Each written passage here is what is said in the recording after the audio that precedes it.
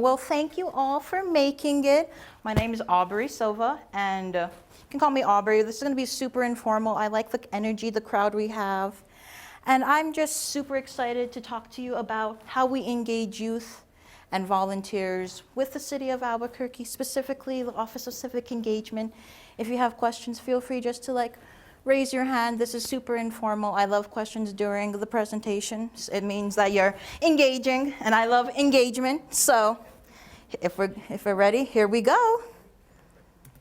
So first I wanted to define who the youth are, because I like to think there's such a broad category for youth, oh, youth, I'm considered youth.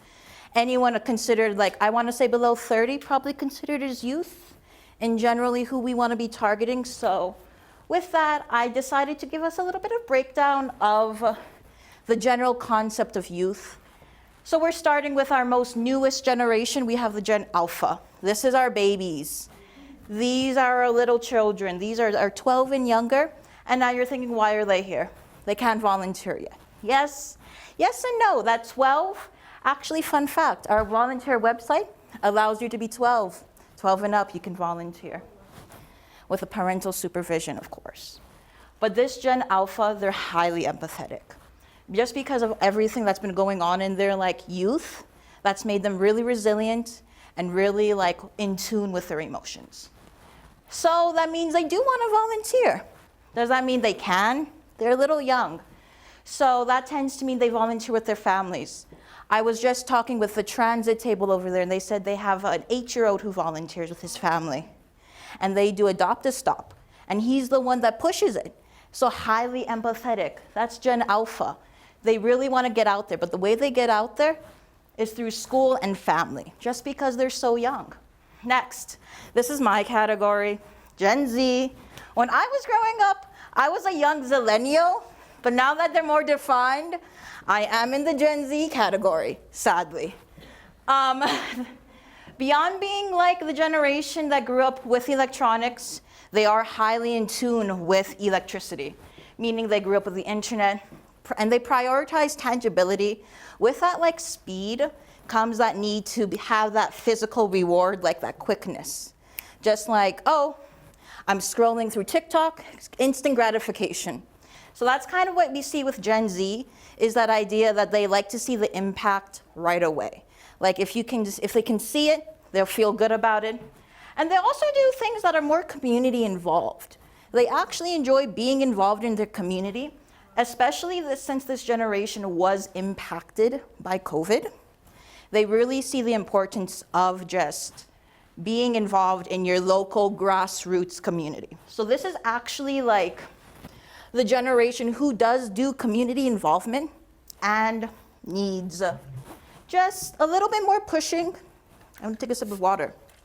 1 second.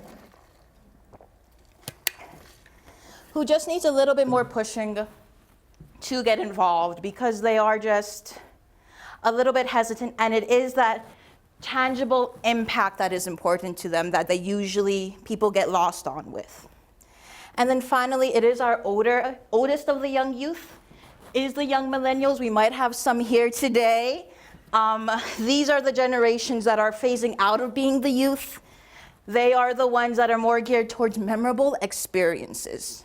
They enjoy volunteering because they get memories out of it. They enjoy creating friends, lasting relationships.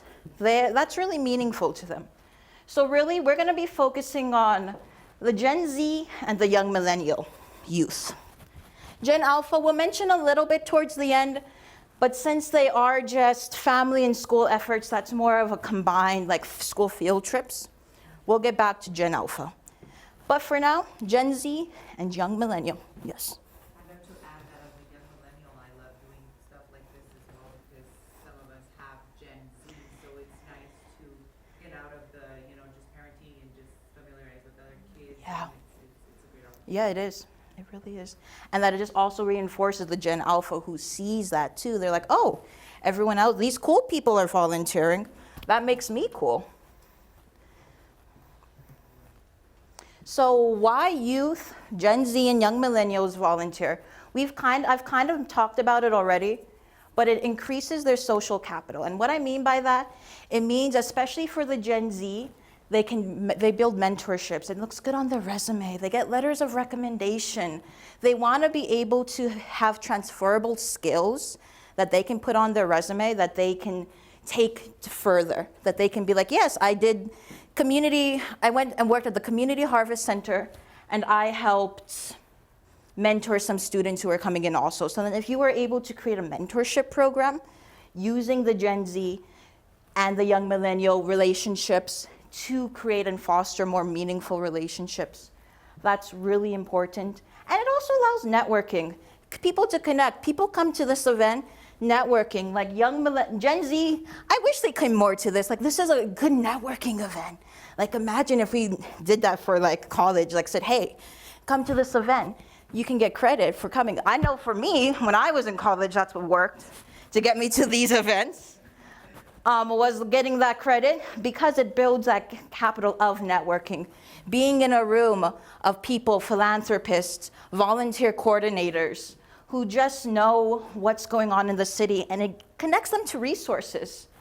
And with that, it builds self-esteem and confidence. Confidence doesn't come naturally. And Gen Z is the highly internet generation, so they are addictively online. It's a little bit harder for them to step out of their shell. So if we are able to encourage that, give them opportunities to speak, to be at tables, to just participate in a bigger way that builds self-esteem and confidence, then you get that. Sorry, catching the breath. I have so much I want to talk about. So much I want to talk about. And then also, since this is the generation that's always like on the go, constantly wanting to be with their friends, and is still a little bit like in school, working, flexibility in schedule. It allows schedule flexibility. It allows for them to work when they're not employed, if they're too young to work, if they don't have the skills. They can build the skills, increase social capital, open doors they didn't know about, and still do it in a schedule that's flexible. So if you gear volunteering in a way that's appealing, then people are bound to do it. And also, as I've mentioned, it builds new and transferable skills, like communication, organization, setting up emails, how to CC someone. Like, these are things you don't gain normally in a classroom setting. And I just want to refer to our photo here. This is our lovely Volunteer of the Year, Youth Volunteer of the Year. Her name's Liliana Henley, and she is wonderful, just absolutely wonderful. She couldn't make it today because she's at another event, but she's wonderful. And you probably will see her around volunteering anywhere and everywhere because she has over 200 hours on our site, and she is highly active in our community. So Lily is an example of just what it means to be a stellar volunteer because she has such confidence, poise. She talks with grace. She talks with grace. So this is generally why the youth volunteer. And now here's some photos, because who doesn't like photos of just like what everything could be done by the youth. So we have serving shave ice, handing out and being decorative, cleaning up, taking part of a donation drive. Even if they just donated something, that's a service. That's service right there. And if we change that framework to, oh, that's just a donation drive. No, it's not. You're actually donating your time, maybe even material, resources to good. So if we just framed things differently, I do think we can get more youth involved. We have Thanksgiving serving, alleyway activation. They are here. Hopefully you all stopped by their booth. And then more cleanup at, I think that's an open space trail watch. So all of these are featured here if you haven't stopped by their booths to talk to them. These are all possible opportunities. Don't worry, I have more photos. And now how our website supports youth. I've already kind of mentioned this, but as I said, you can be 12 and up to have a user account. And what that means is, like any any child, parental supervision, creating the email, putting the information in.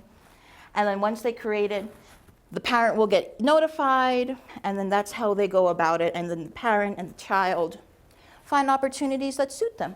And then as they get older, more, more availability, more time to do things on their own. Lily, I want to say she's 17, and so she comes to volunteer opportunities on her own, but she has permission from her family.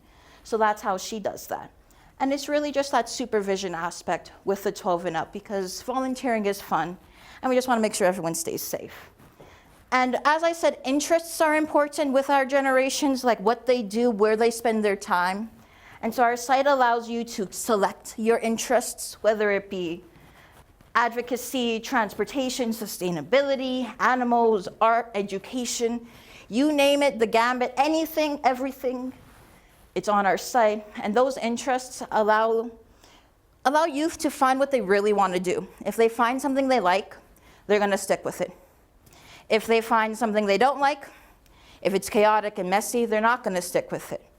But if they can start with the interest, if they know, okay, I like art, what can I do in the arts? And your opportunity is listed, and they see it, and they're like, oh, okay, I want to do this opportunity, and they'll sign it up. I'll get more into how we talk about opportunities and like advertise to the youth in a minute. So our website also creates resumes for our volunteers, everyone, not just youth, everyone. So as I said, this is our Liliana, this is her volunteer resume, and I have 2 snapshots here, because I just wanted to show just how involved she is. So this one was from our first volunteer fest when we pulled the numbers. So you can see she has 161 hours. And now this is just a couple of days ago, and same date, January 1st. She has over another 100 hours in about like 5 months. So that's crazy. That's crazy. She does a lot of work. And she does it because she just loves being a part of the city, and we make it fun. She does things that she enjoys to do. And like I said, our site also provides an instant gratification. As you can see impact value. What's going on? You can see right away, oh, this is my impact in the community. And this is actually my impact. 4 volunteer hours, I could probably be logging more. But if you were to see someone else's, they'd have a lot more. And this is where that gratification comes in. If they can see that hours, see these increase and see it, it just feels good for some reason. It's like, oh, I've done so much. And our website also allows us to put and highlight youth volunteer opportunities. So right here on the side, you can click it. And once you click it, all of our current youth opportunities gets pulled up. And so this is where we come in. We help you create your opportunities. Be like, hey, Aubree, I have this youth opportunity. I want created. How's the best way I go about that? I'm like, okay, well, first, is it in our initiative? Did you tag it as a youth volunteer opportunity? Because that's the way people fast and easy find it, because if it's not quick and quick to find, then it's not going to be readily available. So that's my first thing I'll always tell you. Did you put it in the youth volunteer opportunity? Secondly, I'll tell you, did you send me the social media advertisement? Because social media is really important with the youth. And then we go from there, just to tailor the opportunity to be for the youth. Any questions so far? Cool. So how our office engages with the youth? We do it in a couple of ways. So as I said, for our Gen Alpha generation, we've started to do field trips in partnership with APS, Albuquerque Public Schools, to City Hall. We do have a Google form you can fill out. It's in the ethers. We can share with you if you want. I can give you my business card, and then we can send you that Google form to get you going. But we do these field trips because they're important. I mean, we just talked about how Gen Alpha is a little too young. But if you can engage with them when they're in school, have them come on a school field trip, see City Hall, see the Civic Engagement Office, see just everything and anything, I think that's a pretty first good step to get them thinking civically. Secondly, we're keeping our social media pretty relevant and engaging. With that, follow us, shamelessly. Shameless plug, follow us. And that's important to us because it's one of the best ways to engage with the youth and Gen Z, and even Gen Alpha, because they are also on social media. And we engage through social media because we find it important. We find it that it helps with students, helps young and the youth just keep it fun, keep it light. Because, I mean, civic engagement, when you think about it, you're like, okay, that's kind of like a snooze fest in history class. But if we can keep it fun, keep it light, keep it engaging throughout social media. So throughout this whole fest, we've been posting. So if you check out our following, you can see live action posts of today's fest because it's important to stay relevant. And then when we're out at volunteer opportunities, and this is kind of where like we can start talking about how to engage, it's really important to be as personal as possible with the youth because they really enjoy you getting up close and personal. I was actually thinking about sitting down here today, being like, to set an example, be like, oh, you know what? Like the youth would be like down here, like engaging because like they're not gonna be behind the podium. They're not gonna be here because that's not them. Like I just said, they would rather sit on the ground, talk to you all, and it's just important to them that you're authentic and visible and you're real because if you're not, they're gonna see right through you. They're gonna see right through you and they're gonna get turned off. And then they're not gonna come back. But if you stay authentic, you build that relationship. Like I have a great relationship with Lily. Like if you're able to create that connection, they will be as reliable as you can believe it because you have that personal connection to them. And they wanna support you because you have entered their community. And then we encourage and support organizations just to cultivate more young youth opportunities. Like, think about that crowd. Like, we have students who want to be doing things. And then we look at our site and we go, ooh, okay, what could we curate? And this part of it is like, we want to help you create these opportunities. Like, it takes a while to think about, like, how do we cater this to the youth? Like, how do we engage the youth? We're here to help you with that. We have another VISTA who is entirely a youth coordinator. She is great. She would love to help you just think of ways to engage. And we're here to do that because we want to see more youth volunteer opportunities. We want to see the youth out here. And that's just the way to do it. It's kind of like that push and pull. Without the opportunities, we can't get the youth. So we need to think about them. And how do we get those opportunities? What does that look like? I think I have a video here. I do have a video. And I do have a video to show you our social media. If you wanted to watch it yourself, it is a little glitchy on here, but we're gonna play it.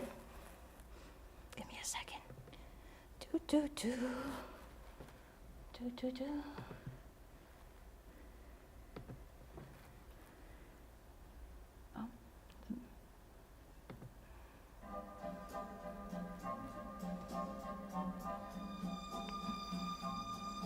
I'll play it again, because it was a short video. And it's not this glitchy on our socials, it's just that transfer of data. We'll play it one more time, because it's one of my favorite videos. So it says, when your boss puts you in charge of promoting the volunteer website. And this event, we were actually at a Summer of Nonviolence movie screening. So we try to put ourselves in places where we'll see the youth and interact with the youth more. For example, just this past weekend, we were at the Rail Yards movie event, great event, lots of children there. So we were just talking with them, getting them back engaged. I'm gonna move back to my PowerPoint really quick, give me 1 second. View, slideshow.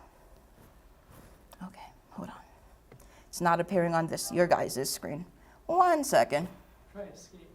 Oh, there we go. There we go.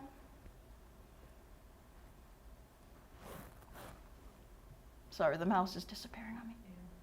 View, slideshow. There we go. And now there's the video again. And now we have more photos because I just wanted to showcase the youth even more. As you can see, everything and everything. And I specifically selected these photos because some of these individuals, some of these youth schools reached out to us. This is Oak Grove Classical. They had a service week, I'm pretty sure. It was like a volunteer service week. So all of their students, from little kids, little children, all the way to young teenagers, they helped all throughout the city, whether it was at animal welfare, Gateway Center, parks. Where else did they go? Those were the main locations. And then here we see there's pie serving. So I know this was pie day. This was pie day, and they were with the senior centers, and they were volunteering. And they were serving the pies, and they loved it. They came as a class. It was a class effort, so they came together. Once again, Liliana, solo volunteering, Easter. This was solid wastes, recent cleanup for Balloon Fiesta fanatics.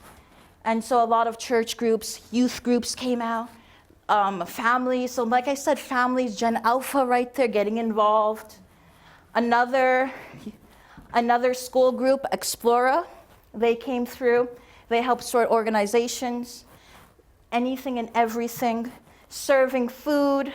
This is our summer intern from with YFS. Her name was Jo. Wonderful, but there's programs throughout that we just love to encapsulate youth, and there's just so much going on. And I just wanted to show you the beautiful photos. And now final tips on engaging with the youth, and this isn't like final. We can keep the conversation going. But these are like my takeaways for you all.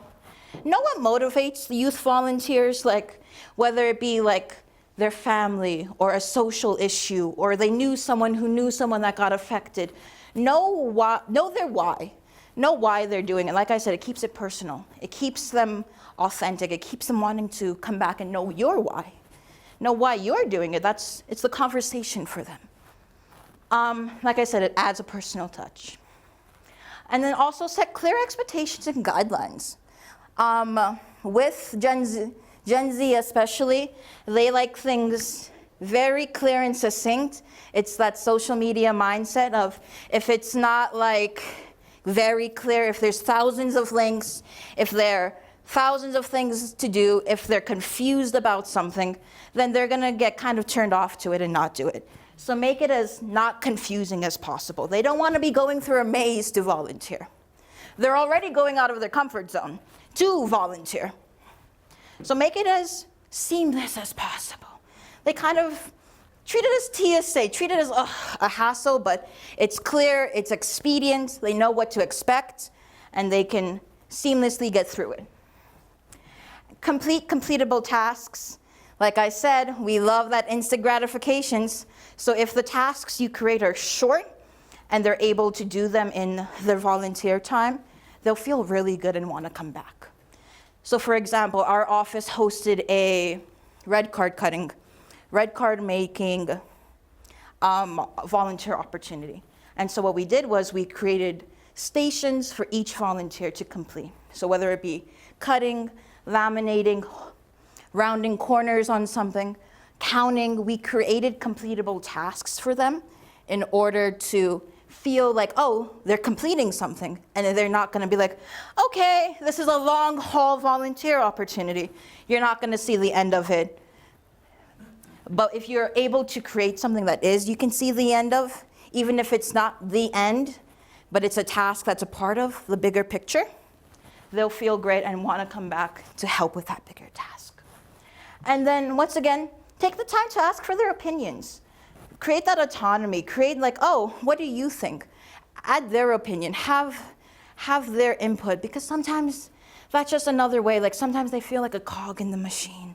But if you're able to create that personal touch, create that you see them, that authenticity, they will continue to add to that contribution because it makes them feel like they're part of the project. So those are my final takeaways. We are here for you, like I said, our lovely Office of Civic Engagement. is here for you. I am here for you. I have my business card if you would like it. Just let me know. Questions? Do you want to go back onto the... Yes.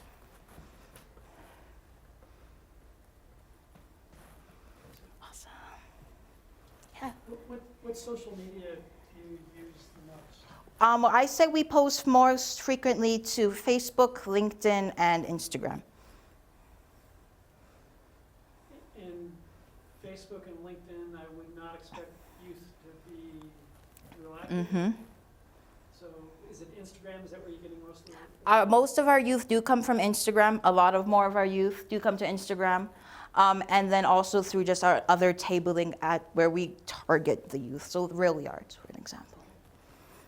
Can you tell me something that you think out there, like if you guys have any opportunities, like where both you have Gen Z and Gen X, like? The walking school bus comes to mind. The walking school bus and alley activation come to mind because not only do you have the people who walking with the students, but you also have the students engaging with the alley and painting.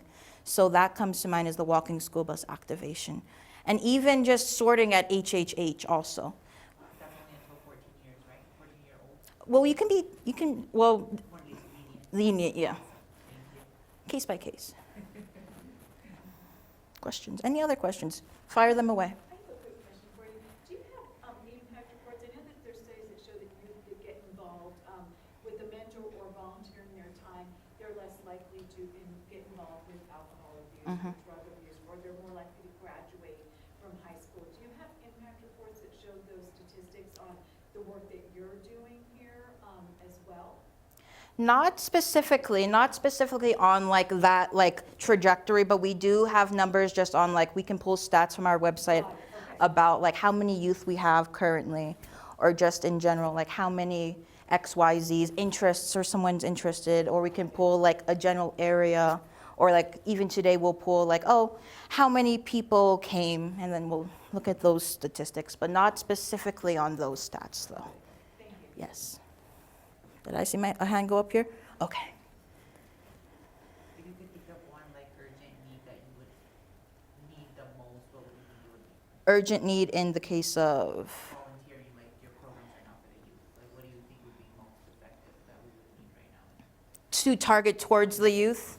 Volunteering targeted towards the youth. Let me think about this. I mean, my mind goes everywhere because I'm part of the youth. So I'm like, my interest goes, oh, sustainability. Like if we could get youth in sustainability, like getting the youth involved in almost any of the interests, gaming even, like if we got them involved in like, I know HR has an internship program currently, unpaid internship program that they're trying to get people involved in, especially the youth. And so that comes to mind. I don't really think there's like one thing the youth, because like they have so many interests. Whether it's like the arts and culture, I can think of like a double intersection of like if a youth wanted to like volunteer and do ballet lessons for the Gateway family and teach ballet. I know there was a girl who does dance lessons there actually. And so it just really depends. We want to engage the youth how they want to engage. We don't want to force upon them something that they don't want to do, because they're not going to come back that way. It's going to feel like a chore. But it's really like what would they like, and then we try to find their need.